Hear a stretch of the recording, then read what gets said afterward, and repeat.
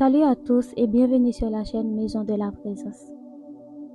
Nous sommes déjà à la fin du mois de janvier 2026 et le temps passe vraiment très vite, n'est-ce pas?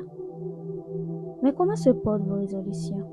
Avez-vous déjà l'impression que l'élan du nouvel an commence à s'essouffler? Au début de l'année, nous avons tous reçu des paroles, des visions, des objectifs pour 2026. Que ce soit une vision pour votre famille, votre ministère ou votre croissance personnelle. Mais la vérité, c'est que le chemin pour les atteindre est souvent long et semé d'embûches. Aujourd'hui, nous allons voir comment la Bible nous équipe, non seulement pour recevoir la vision, mais surtout pour tenir bon jusqu'à sa réalisation. Préparez votre cœur car ce message est une injection de force spirituelle pour les semaines à venir. Mais avant tout, de prolonger dans la parole, si ce message vous parle déjà, prenez une seconde pour aimer cette vidéo. C'est le meilleur moyen de la partager avec d'autres. Et si ce n'est pas encore fait, abonnez-vous à la chaîne et activez la cloche de notification pour ne jamais manquer nos rendez-vous hebdomadaires. Souvent, nous abandonnons parce que la vision n'est pas claire. Elle est floue, elle est vague. Et nous disons, je veux être plus proche de Dieu.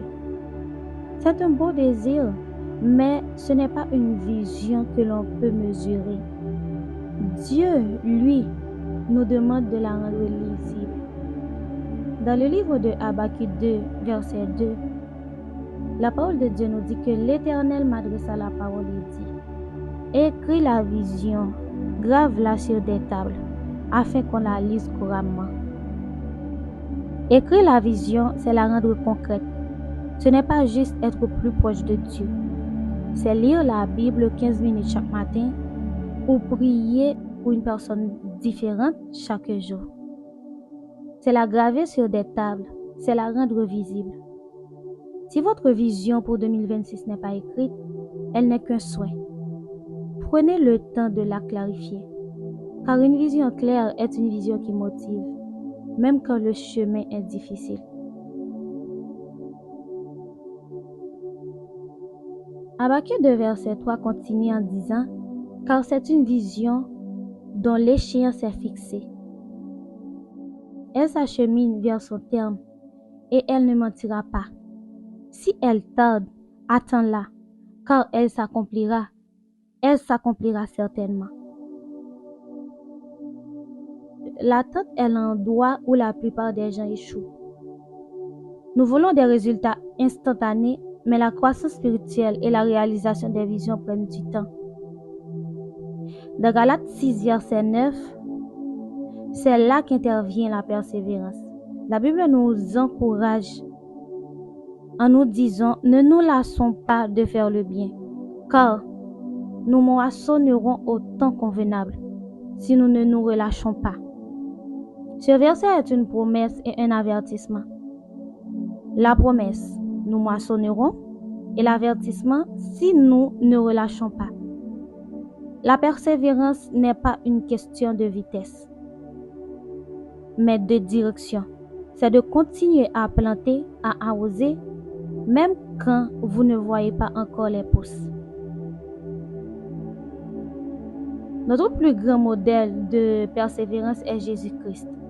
Dans Hébreux 12, verset 1-2, nous dit « Rejetons tout fardeau et le péché qui nous enveloppe si facilement, et courons avec persévérance l'épreuve qui nous est proposée, ayant le regard sur Jésus, le chef et le consommateur de la foi, qui, en vue de la joie qui lui était réservée, a souffert la croix, méprisé l'ignominie, et s'est assis à la droite du trône de Dieu. »